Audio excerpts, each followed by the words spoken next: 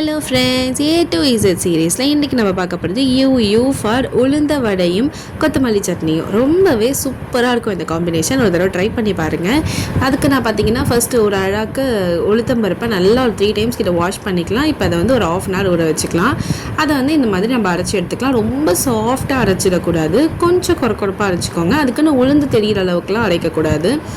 ரொம்ப சாஃப்டாக ஏன் அரைக்கக்கூடாதுன்னா, நம்ம அந்தளவுக்கு அரைச்சிட்டோன்னா கண்டிப்பாக எண்ணெய் அப்சர்வ் ஆகிடும். அதனால தான். அண்ட் இது கூட பார்த்தீங்கன்னா கொஞ்சமாக ஃப்ளேவர் அண்ட் டேஸ்ட்டுக்கு பெருங்காயம் அண்ட் சால்ட் இதெல்லாத்தையும் சேர்த்து அது பாட்டில் அரைஞ்சிட்டு இருக்கட்டும்.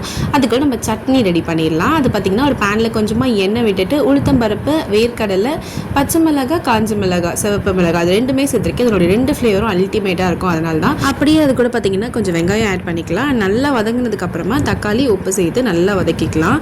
இதுக்கப்புறம் லாஸ்ட்டில் தான் நம்ம வந்து மேஜரான இன்க்ரீடியன்ஸ் சேர்க்க போகிறோம். அதுதான் கொத்தமல்லி அண்ட் தேங்காய். இதை வந்து நம்ம லாஸ்ட்டாக தான் சேர்க்கணும், ஸ்டார்டிங்லேயே சேர்த்துறாதீங்க. அது ரொம்ப வதங்கிடுச்சுன்னா அந்த ஃப்ளேவர்லாம் போயிடுது. அதனால் நான் லாஸ்ட்டாக சேர்த்துருக்கேன்.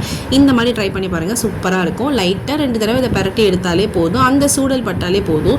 இப்போ இதில் கொஞ்சமாக தண்ணி விட்டு இந்த மாதிரி கொஞ்சம் கொரப்பாக அரைச்சிக்கலாம். உங்களுக்கு எந்த அளவுக்கு தண்ணி வேணுமோ அந்தளவுக்கு தண்ணி விட்டுக்கலாம், ஒன்றும் பிரச்சனையே இல்லை.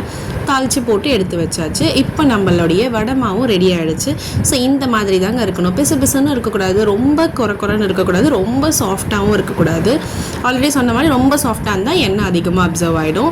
இப்போ இந்த மாவு கூட நம்ம வந்து கொஞ்சமாக கொத்தமல்லி அண்ட் வெங்காயம், அதுக்கப்புறம் பார்த்திங்கன்னா கொஞ்சம் மிளகு அண்ட் ஜீரகம் இது எல்லாத்தையும் சேர்த்து நல்லா ஒரு மிக்ஸ் பண்ணி விட்டுக்கலாம். அவ்வளோதாங்க, வடை மாவு ரெடி ஆகிடுச்சா. ஸோ ப்ரொஃபஷ்னலாக எங்கள் அம்மா வந்து இப்போ வடை சுட போகிறாங்க. பாருங்கள் எவ்வளோ அழகாக அந்த மாவு வந்து அழகாக பால் மாதிரி ஆகிடுச்சு. இதில் லைட்டாக இந்த மாதிரி தட்டிட்டு ஒரு ஹோல்ஸ் போட்டு அழகாக அதை கொண்டு போய் எண்ணெயில் சேர்த்துடலாம். ஸோ இது வந்து எப்போ திருப்பி போடணும்னு பார்த்திங்கன்னா, உடனே நீங்கள் வந்து கரண்டி வச்சு திருப்பிடக்கூடாது, கண்டிப்பாக அது வந்து ஒட்டிக்கும். ஸோ இந்த வடை வந்து அப்படியே மெதுவாக அந்த எண்ணெயிலேருந்து மேலே எழுந்து வருவான், ஸ்விம் பண்ண ட்ரை பண்ணுவான். அந்த டைமில் வந்து நம்ம திருப்பி விட்டால் நமக்கும் ஈஸியாக இருக்கும் அண்ட் வடைக்கும் ரொம்பவே ஈஸியாக இருக்கும், எங்கேயுமே ஒட்டிக்காமையும் இருக்கும். அவ்வளோதாங்க. இதை வந்து திருப்பி போட்டாச்சு. இப்போ 2-3 டைம்ஸ் இந்த மாதிரி திருப்பி போட்டாலே போதும். அது வந்து பர்ஃபெக்டாக நல்லா கோல்டன் கலரில் ரெடி ஆகிடும். பாருங்கள், நல்லா கோல்டு மாதிரியே இருக்குல்ல, அந்த அளவுக்கு சூப்பராக எங்கள் அம்மா போட்டிருக்காங்க. ஸோ எங்கள் அம்மா போட்டதுக்கப்புறமா நானும் ட்ரை பண்ணி பார்த்தேன். எனக்கும் ஓரளவுக்கு நல்லா தான் வந்திருக்கு. பட் எங்கள் அம்மாவோடைய இது வந்து ரொம்பவே சூப்பராக வந்திருக்கு. ஸோ எங்கள் அம்மா அது பிடிச்சிருந்தா ரெட் கலர் ஹார்ட்டின்னு வந்து கமெண்ட் பண்ணுங்கள். என்னோடது பிடிச்சிருந்தா ஒயிட் கலர் கமெண்ட் பண்ணுங்கள். ஸோ பாருங்கள் எவ்வளோ அழகாக கோல்டு மாதிரியே இருக்குன்னு.